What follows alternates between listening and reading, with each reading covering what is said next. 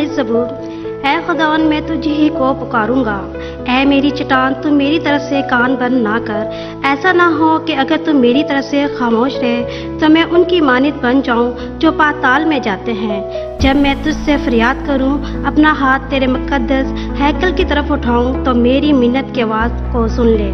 मुझे उन शरीरों और बदकारों के साथ घसीट ना ले जा जो अपने हमसायों से सुलह की बात करते हैं मगर उनके दिलों में बदी है। उनके अफ़ाल अमाल की बुराई के माफिक उनको बदला दे।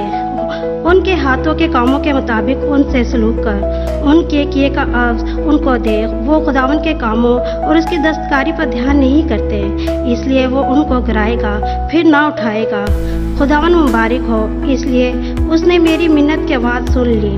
खुदावन मेरी कुव्वत और मेरी सुपर है, मेरा दिल ने उस पर तवक्कुल किया है और मुझे मदद मिली है, इसलिए मेरा दिल निहायत शादमान है और मैं गीत गा कर उसकी सताइश करूंगा।